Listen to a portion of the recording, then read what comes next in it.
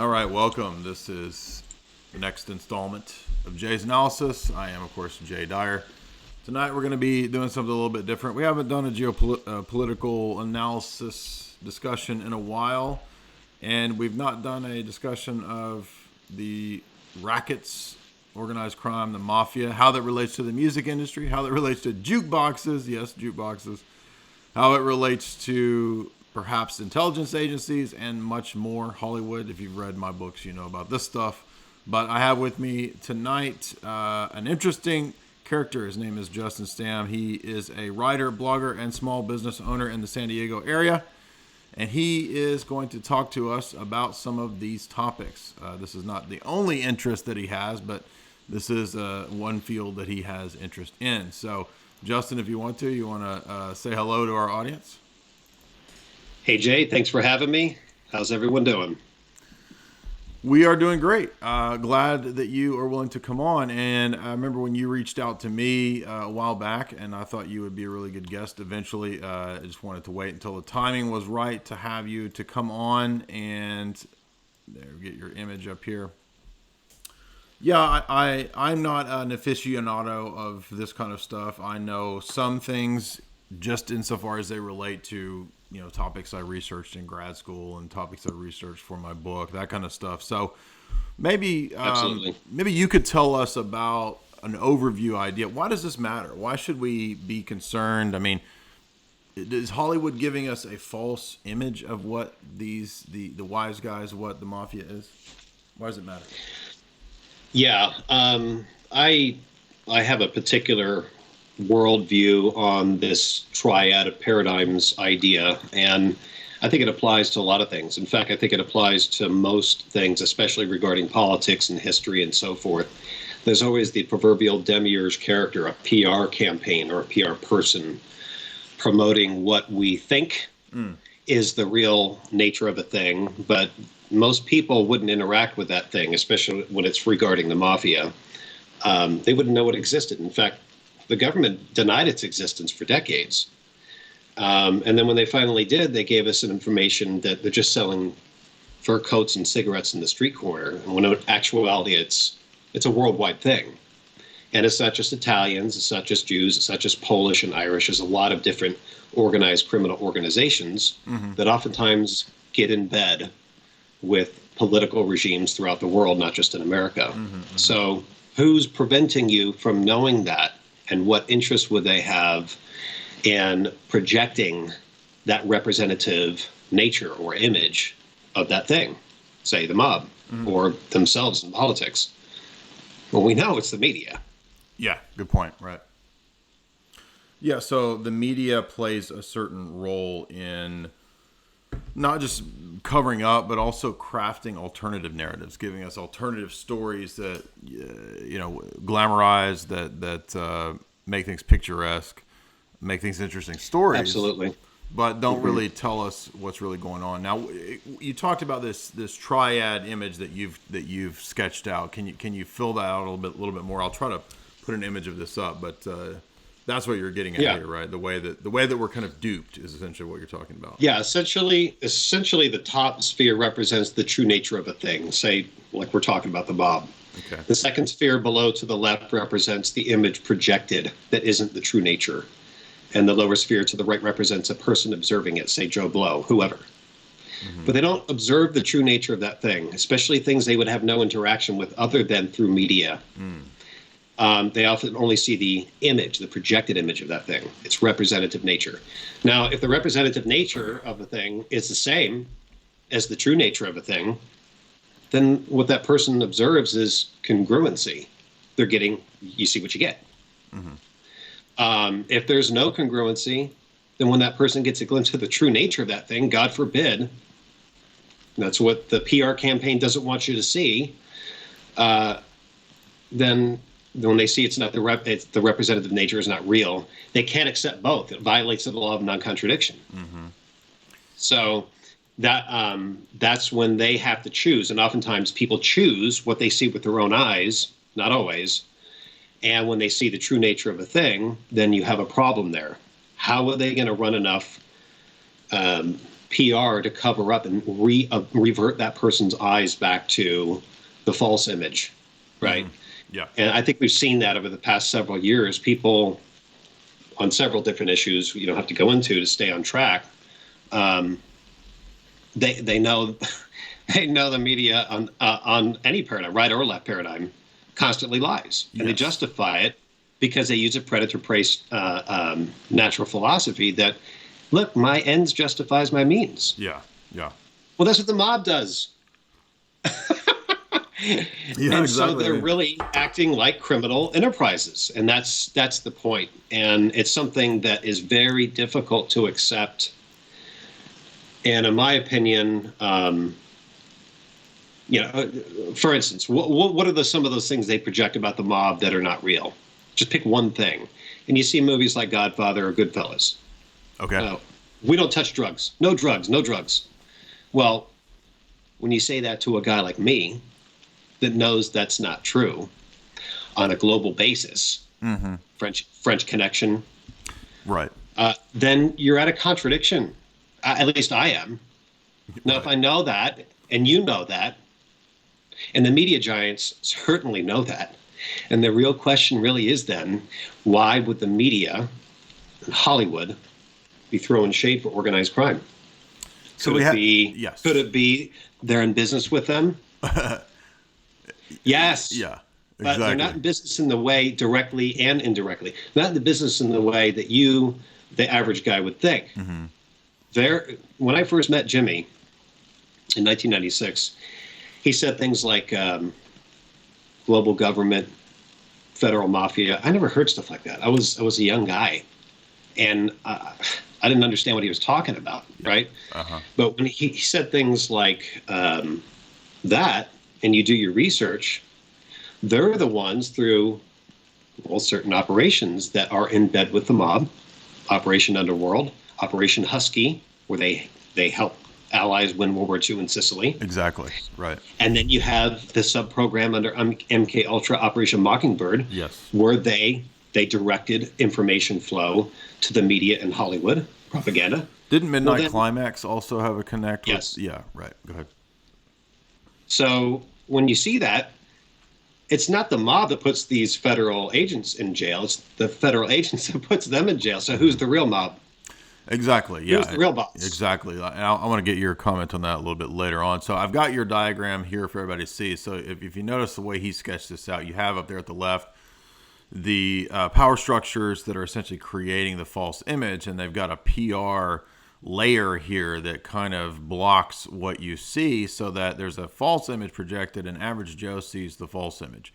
But average Joe, if he were to look to see the true nature of the thing, he would know that he's been lied to. So a very simple diagram there, but it helps us to see the way that these kinds of dialectics are managed and controlled. Right. So now, do you want to get into Jimmy and who this is and why this character matters? Remember, assume that the audience here really doesn't have an intimate knowledge, of these kinds of things, who these people are. They've probably seen The Godfather or Goodfellas, but who's Jimmy and why does he matter? Yeah. Before I jump to that, just as a generational appropriate, Gen X like me and you, and younger appropriate application of the paradigm diagram, in that when you come to that junction and you see the choice, it's the proverbial choice like we saw in Matrix, where you take the blue and the red pill. Right. And a lot of guys have been seeing, like myself at one point, got to that point and they say, well, if everything's like this, then forget it. And they become black-pilled. And that's where it leads to a lot of desperation for a lot of, not just young men, women, I mean, young people in general, and whatever. I mean, the point is that black-pilling is only because you've been given two desperate choices. And a lot of people don't consider there's possibly a white pill choice. And that's for later. But anyway, I mean, I came about this information and met these guys. I'd have to start with my mom first, of course. She was raised a Jehovah's Witness. She had a successful modeling and acting career. Interesting. And she met my dad as a witness, and they got married and had a family. Later on in the years, she re-entered the film business as an agent in Arizona and later in California. And she got a reputation for being honest and fair in her dealings. And apparently somebody found out about her dependable reputation, and a particular person one day called her for a meeting to represent their interest in Hollywoodland. Well, upon sitting down with this guy after she agreed to a meeting, he reveals he was the underboss of a major New York mob family and wanted someone like her with a clean record and a good reputation to represent their interests on the West Coast. That's what the mob world calls a plant. Okay. So they develop a relationship. They got that from the intelligence community in developing a relationship with somebody until, surprise, we're going to use you. We've developed you. So, okay, so let's just call this guy Joey. So my mom was shocked and scared. She's a good little church lady, right? That was around the film business. And this guy shows up, says, hey, I'm here for a week, and I want your answer before I go. I mean, she's scared to death, right? So she had a friend that she could reach out to. His name is Lynn Sherman. He's a veteran in the business, and he was engaged to Karina Hoffman, who was Dustin Hoffman's daughter.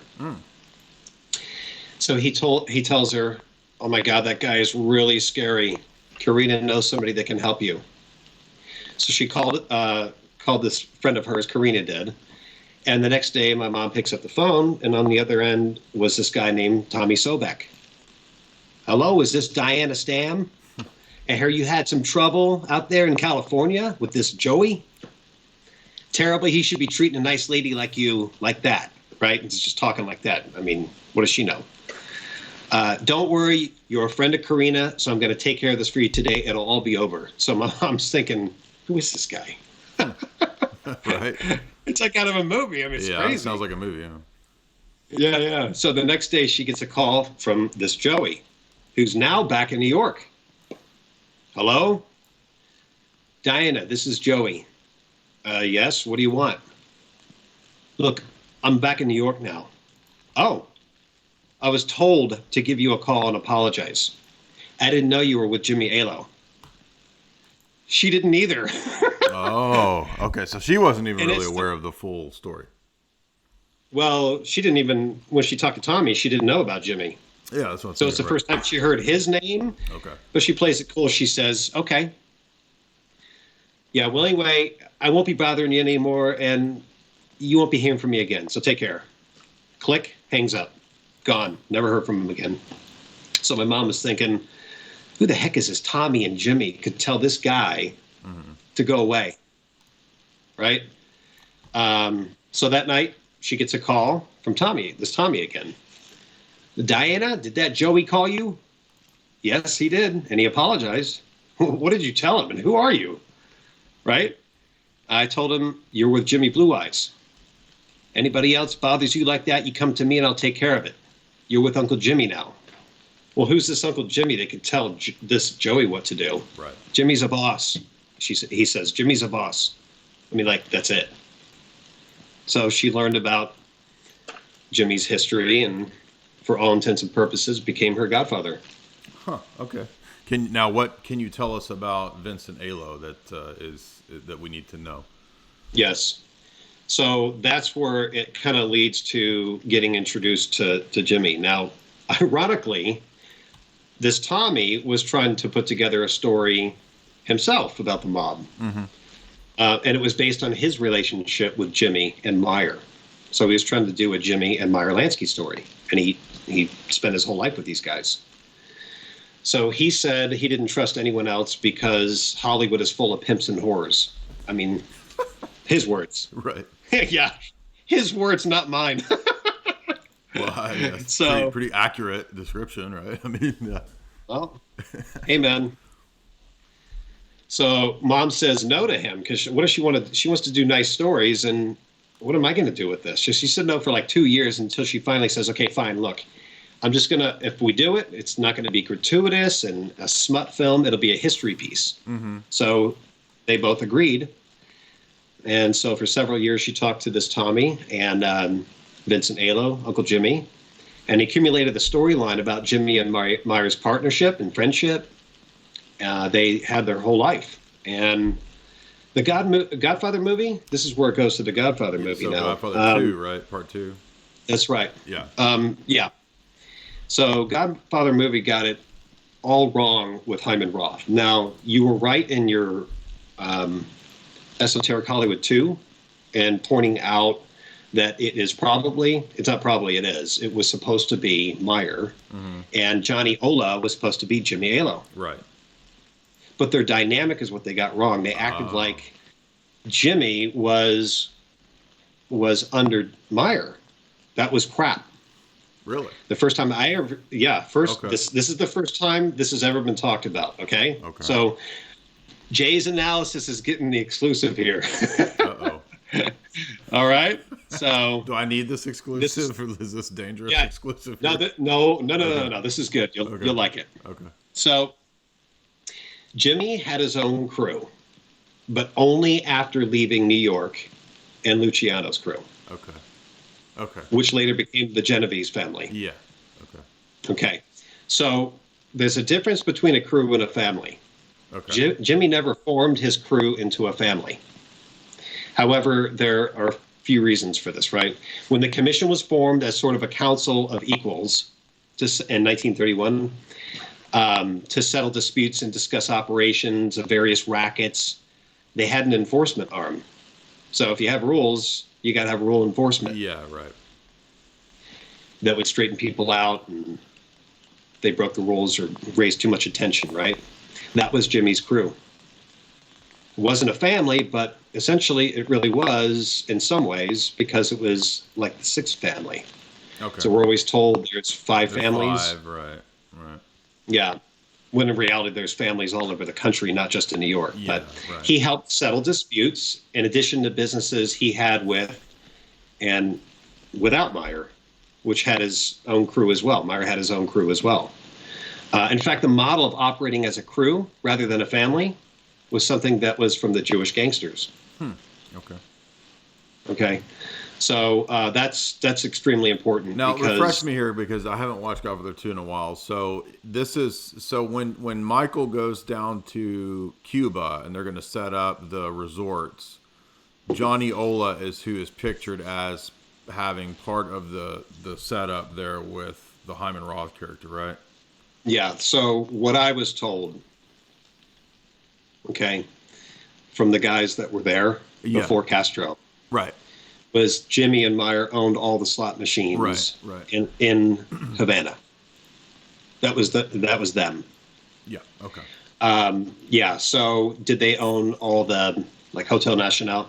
I don't think so. I don't know. I know they had casinos all over the world. It was not just in Havana. You think it's just Havana? It wasn't just Havana. It was all over Europe. It was behind the Red Curtain during the Cold War in Yugoslavia.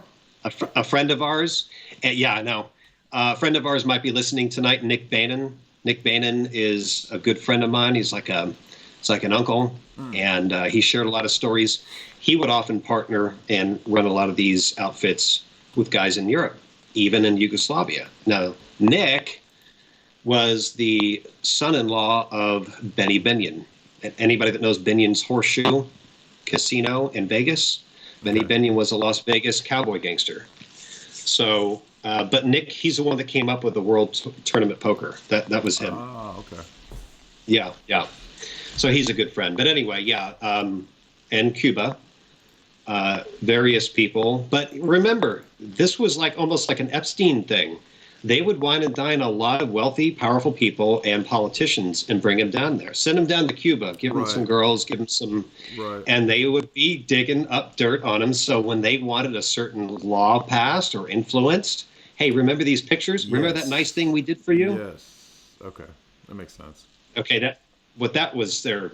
after Cuba went away, they did that in Vegas and Atlantic City. Which is also in Godfather 2, Yeah. If you remember that senator who won't pass the law for the casinos.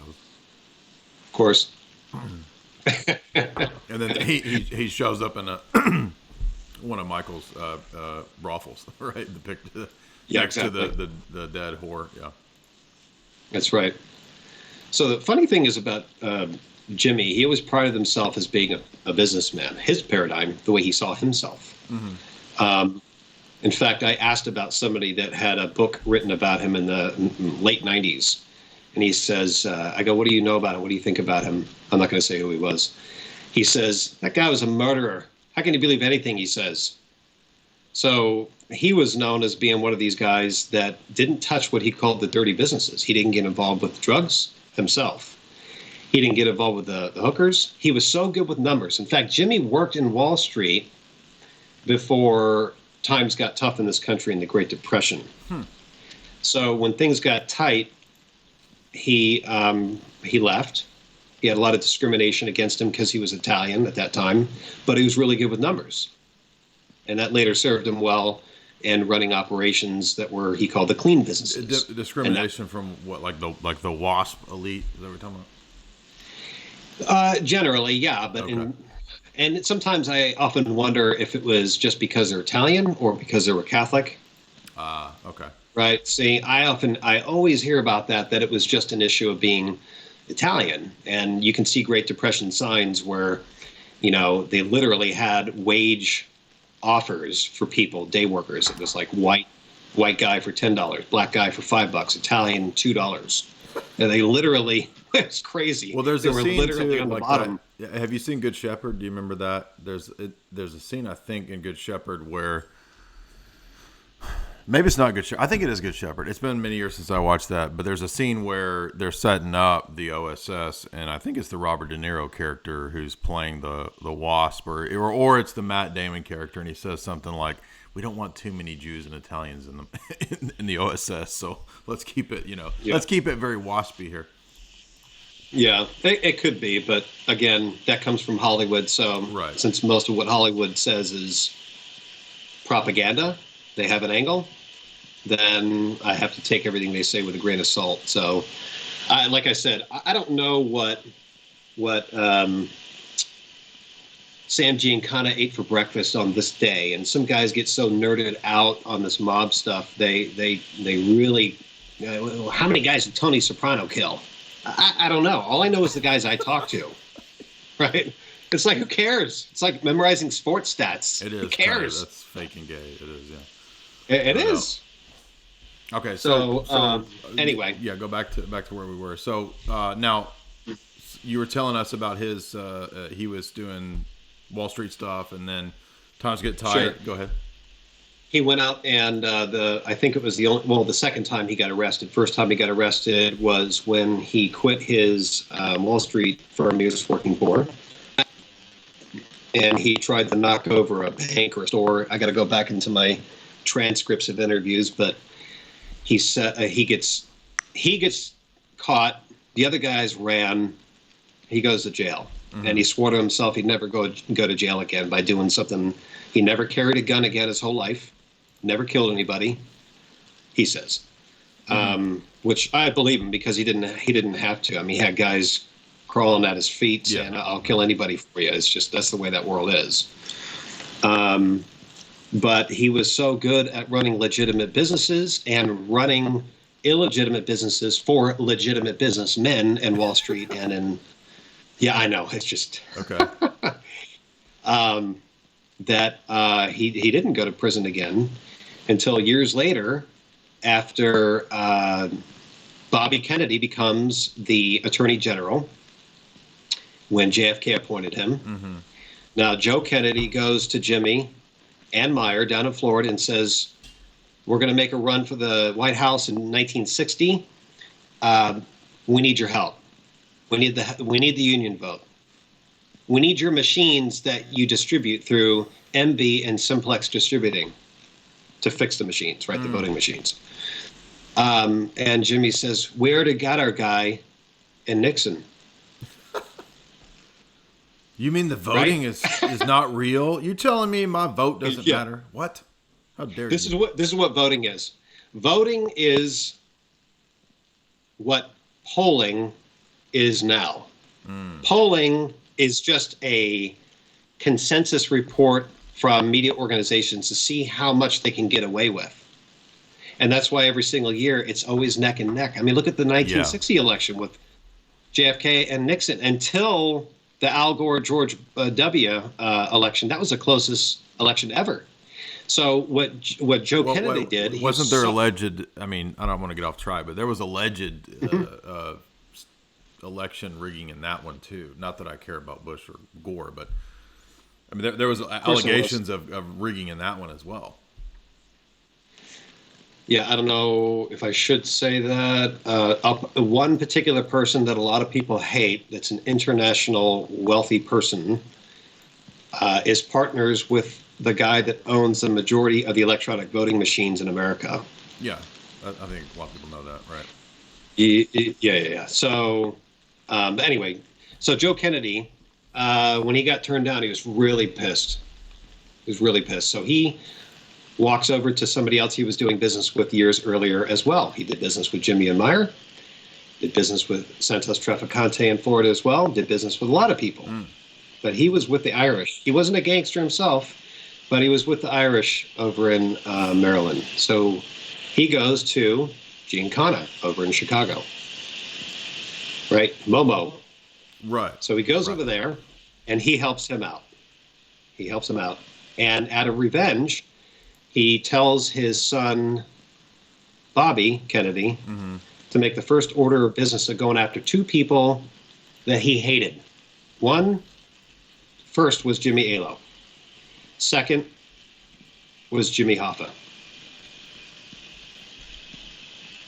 And Jimmy Hoffa's son died just in the past couple of weeks, if you saw that, Chucky O'Brien. And he was always accused of killing him. And I spoke to him several times, but he didn't feel safe in telling his story, and years dragged on, and he died with what he knew. But that was his illegitimate son.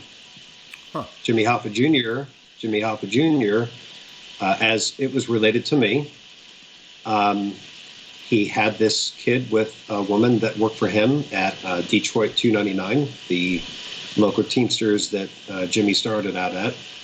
And instead of aborting the baby, because they were very religious, they had the baby. But he brought the wife, Jimmy's wife, said, "We'll raise him here, though." Okay. So he raised him. And I don't think Jimmy Jr. knew who he was. I think he just thought he adopted him, from what I understand. So anyway, RFK went after Jimmy, and Jimmy Hoffa and Jimmy Alo. And eventually he got Jimmy in jail. Oh, okay. He got Jimmy in jail. Okay. Yeah, so that was the second time. So perhaps this is why the Kennedys might be making some enemies. Oh, sure. Yeah, they had other enemies. They had enemies in the intel community because there's power factions. Right. It's not like one monolithic idea in the intel communities, one monolithic idea in Republicans, one in the Mafia. I mean, otherwise they wouldn't have been warring together occasionally, right? I mean, come on. So that's with any group. Right.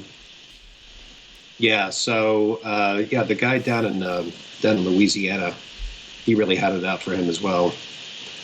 He ran his whole thing, but anyway, that's a different subject. You mean about had it in for Bobby Kennedy or JFK or all of them?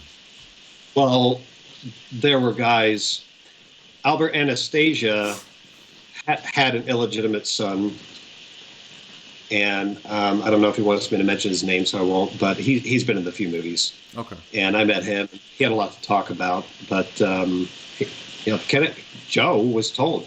John F. Kennedy actually had an older brother. He also fought in the war, and he died because he tried going into politics against what he was warned about, meaning Joe Kennedy Sr. So they made him go away.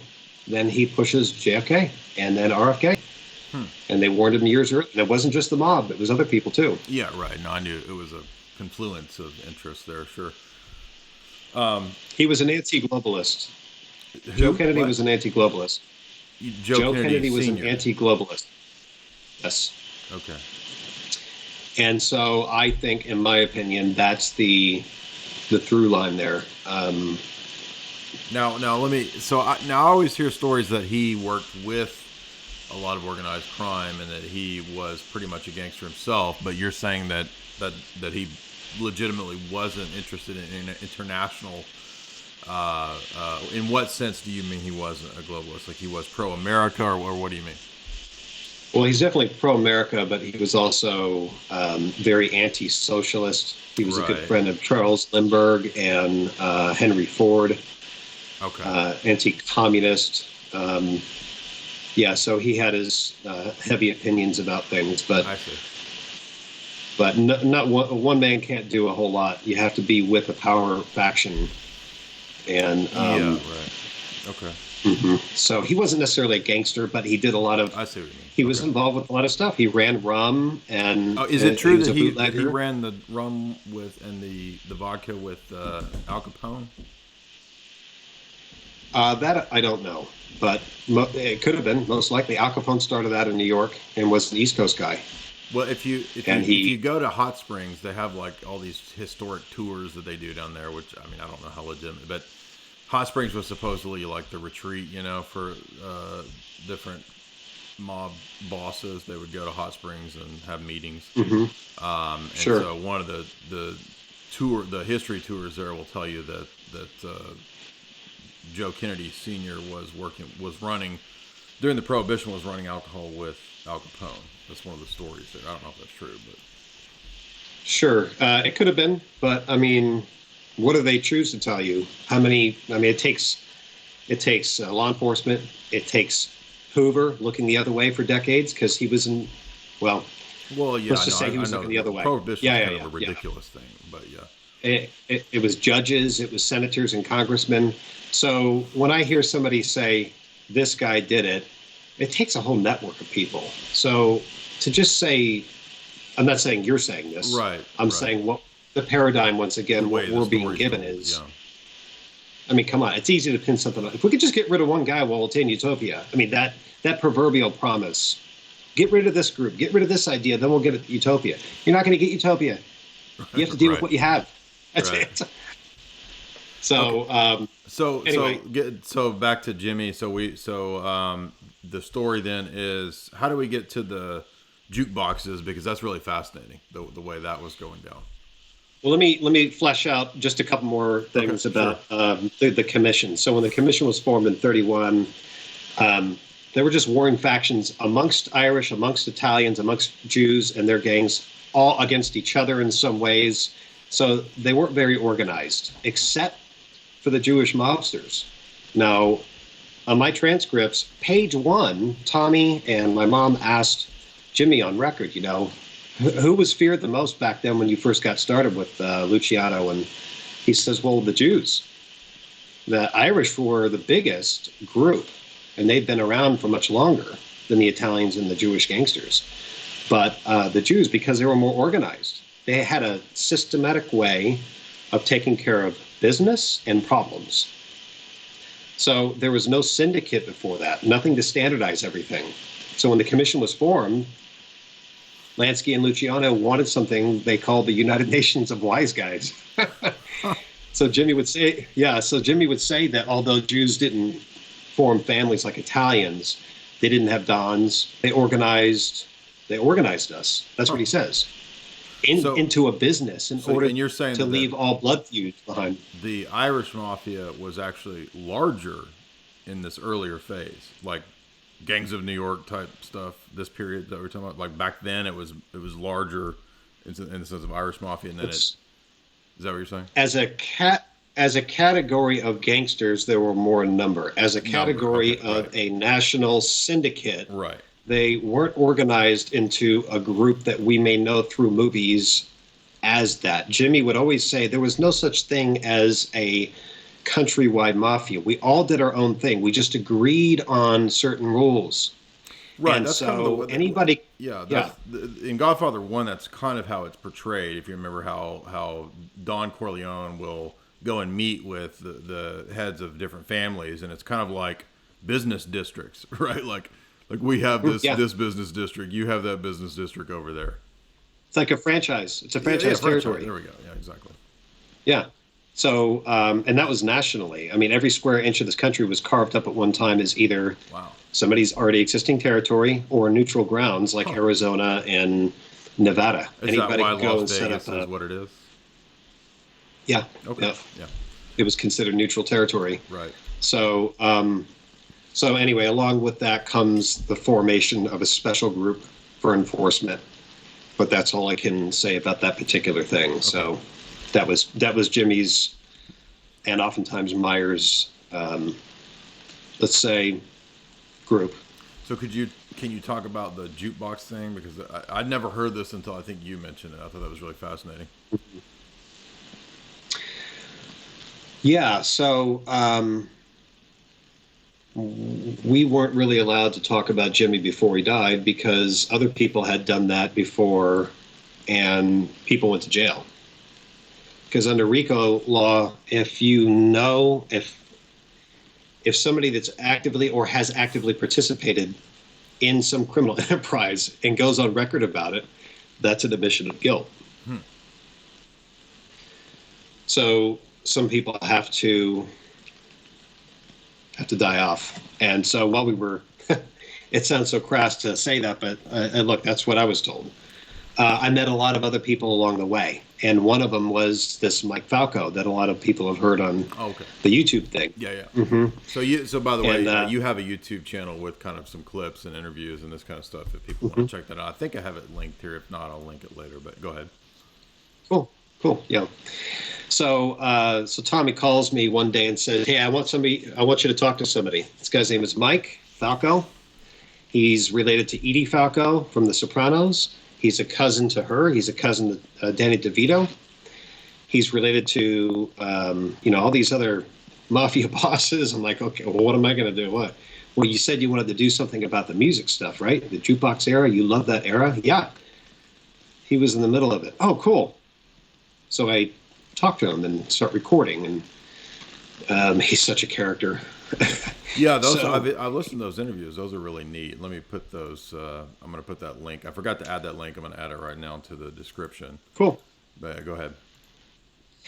So, so he was actually with the Genovese, but because he grew up with Joey Colombo, literally like a kid, they used to play on Long Island on the beach, play cowboys and Indians and stuff like until their teenage years.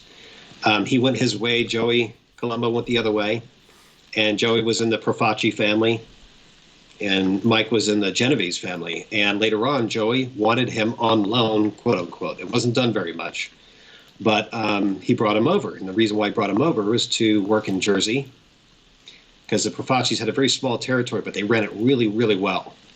And so one of the things that they did often was partner with the Genovese on a lot of things. So even though he was in New Jersey with the Profacis, I can't say his name, but Mike's cousin and him and Morse Levy ended up hooking up. And Morse Levy was his own guy.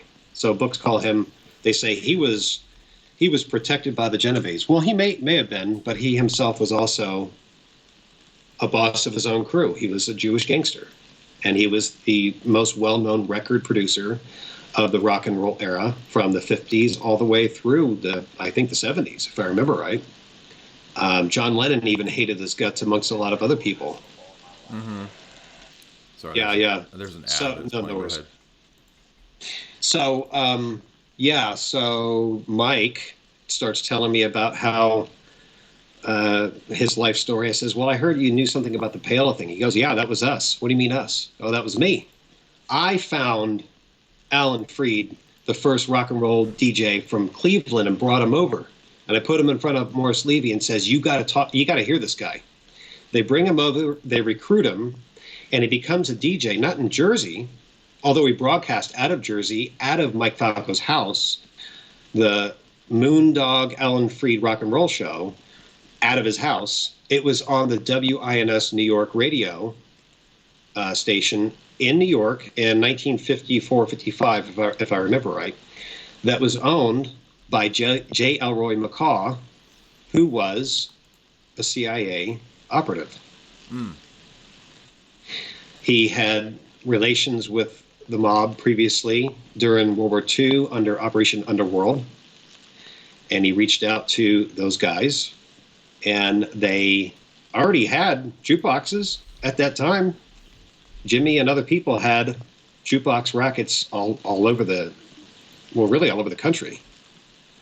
So they said, okay, well, this new fad is coming, and we've been told to check this out. So I'm not saying that the CIA or the mob created rock and roll, but they Right. definitely used it and co-opted it. Yeah, and Dave gets into some of this in his book too, Dave McGowan. Mm-hmm. So that's kind of where I was really interested in.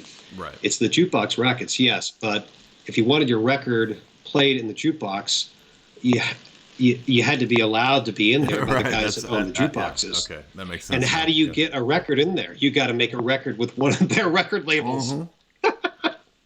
So And if you own wanna the play network, on- and then okay. Yeah. and like Mike would say, whatever Alan Freed played on his show, the rest of the country copied. So it's not like we had to force these other radio stations in Cleveland, in Chicago, in Atlanta, and Kansas City. They copied what was hot, and if it's hot and it hit in New York, whatever. Fats Domino, Rock Around the Clock with Bill Haley and the Comets, and then later on, whatever else was coming out by the '60s. You had a hit. You had a hit. So they were hit makers. Interesting. As well as being hitmen. That's not funny. Well, no, it makes sense So, though. It makes sense that So the music industry here we're starting to see is a racket, and I think that when you look at a lot of the things that go on in the so-called music industry today, you see a lot of the same issues and problems still, right? I mean, none of this has really changed. There was a rapper that was killed, like last week, and the first thing that comes out is this was obviously a hit, right? Of course. Yeah. Well, if your only tool is a hammer, everything looks like a nail. Could have been. He could have tripped and dropped his gun and shot himself. Anything could have happened. Who knows? Well, I'm just saying that most of the No, I time get in it. the world of rap music, it's almost always connected to different gangs, is what I'm trying to say. Sure. So when rappers Absolutely. get shot up, it's most likely something to do with some gang thing. Well, the problem is when you follow the predator-prey mentality that the mafia follows, which they follow that because whether the regular soldiers know this or not, their history goes back to the Freemasonic lodges in Italy. Mm-hmm. You mentioned it, P2. Yeah. The Italian mafia back in the old countries were known as the Carbonari. Right. And the Carbonari, that's my main character in my Paolo story, by the way, Nicky Carbo. Carbonari are just a description of mafioso in general, right? So when you have a description like that, or you have a worldview like that, and you operate like that, the problem is when the cat's out of the bag and other people say, "Well, this is the way it's done," then I'm just going to do that. You're killing people to take what they want because it's kill or be killed. I'm going to kill or be killed. Mm-hmm. So successively, generation after generation, it's like the Irish did that first, and then it's the Jews and the Italians, then the black gangs, and because they were distributing the drugs on the street level at least in the 60s and 70s, so they became really powerful, and we see that grew out of. I mean, I think I shared with you a picture of me with Freeway Rick Ross, and we met with him through somebody that we know from this world, and he wanted me to write a story, and I said, I think it's awesome you got out of jail. I think it's awesome that you realized your error and you're trying to undo the damage that you personally feel that you did to your own people's neighborhoods. Mm-hmm. So you're doing community outreach now. I think that's great.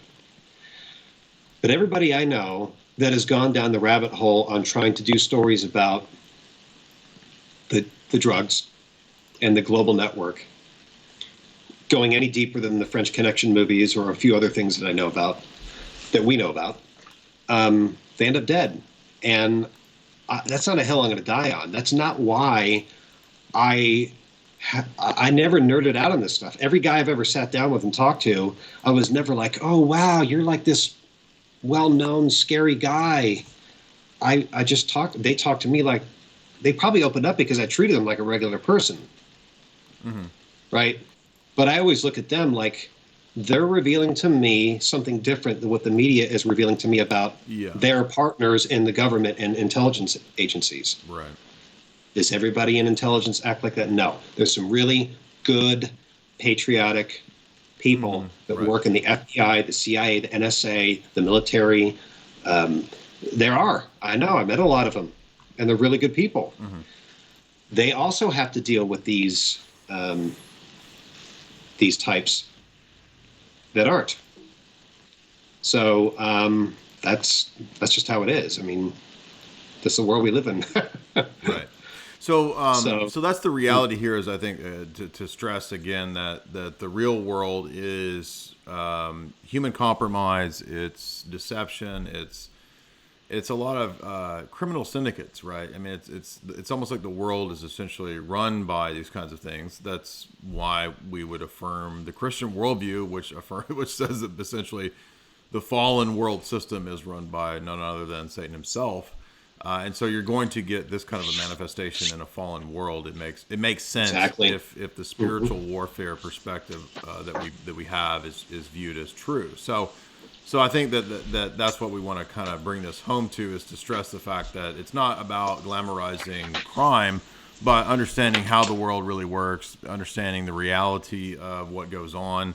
That just as in my research when I was studying propaganda, how it works in terms of fiction stories in Hollywood, how the CIA, coordinates this kind of stuff in movies, how they consult on films, how they want propaganda tweaked, you start to realize a connection between two things that you wouldn't, unless you researched it, immediately see a connection between, right? Central intelligence and movies. Exactly. It doesn't seem to be. Yeah. Why would there be a connection? And then, as you go down that rabbit hole, write a thesis on this, you realize, wow, there's so much more there than I ever even knew about. And people have done similar books on the connections between intelligence agencies and criminal syndicates and mafia, this kind of stuff.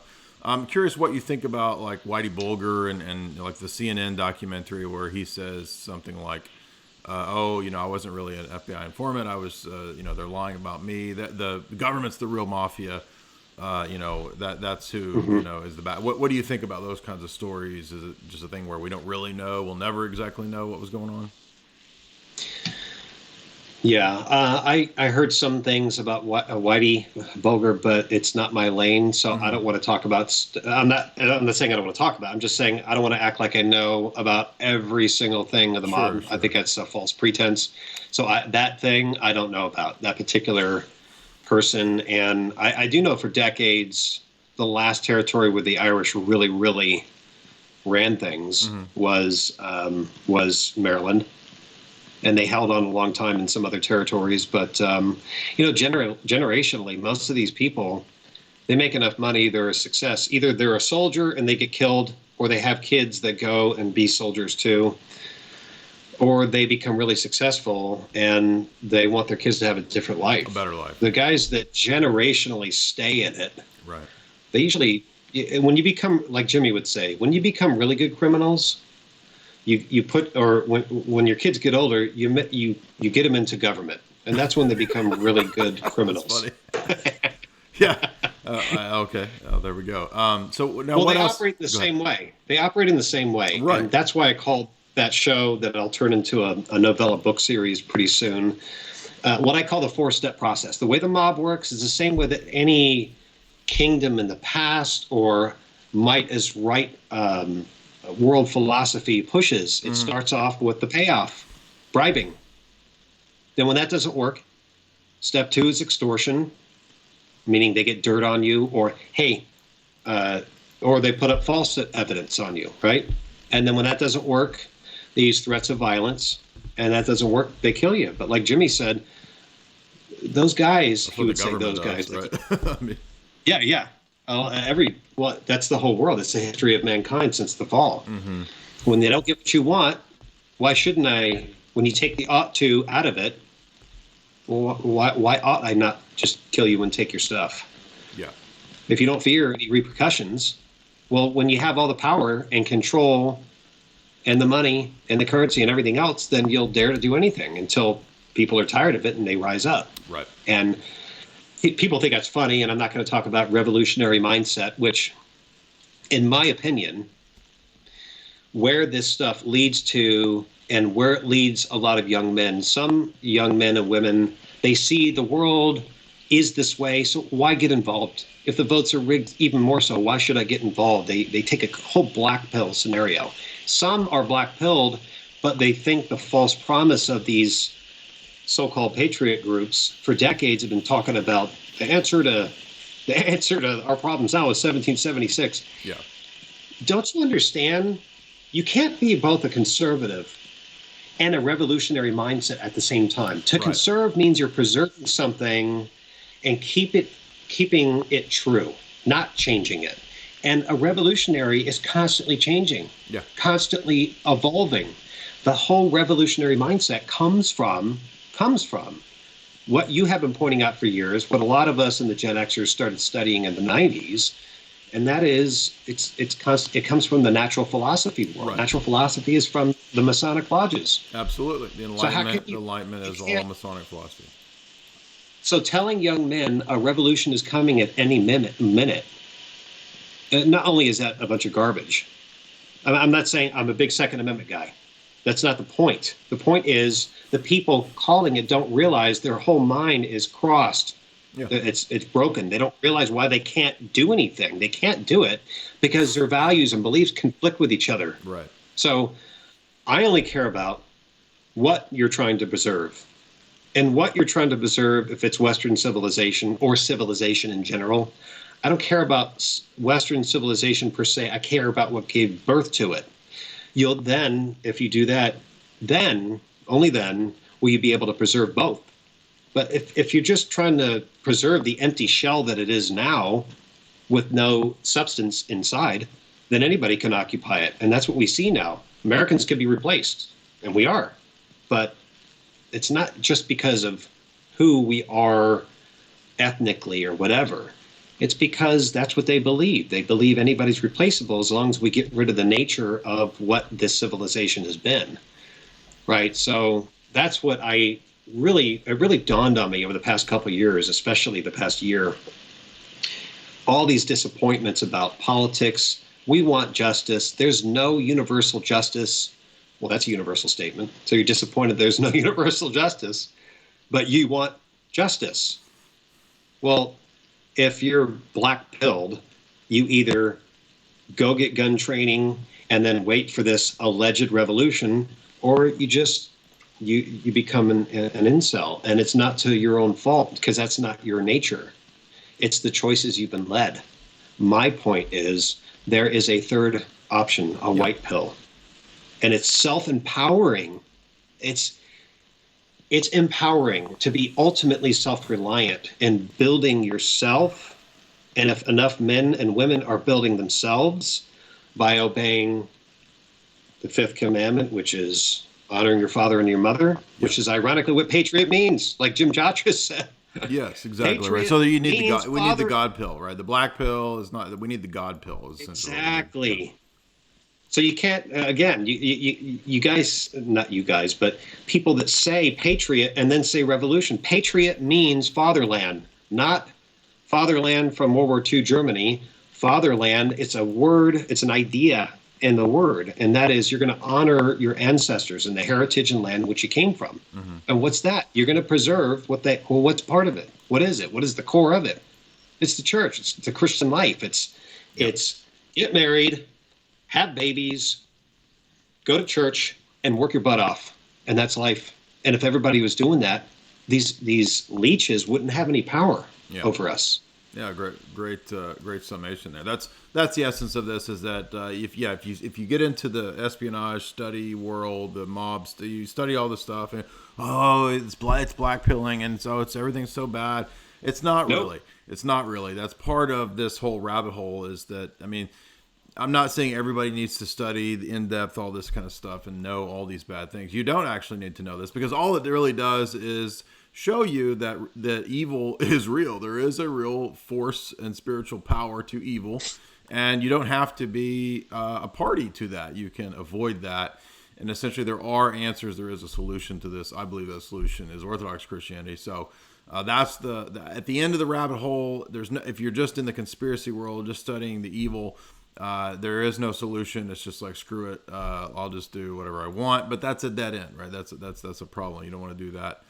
No, we need to, as you said, this is why we fight. And I think that's your website is that, right? Whywefight.info.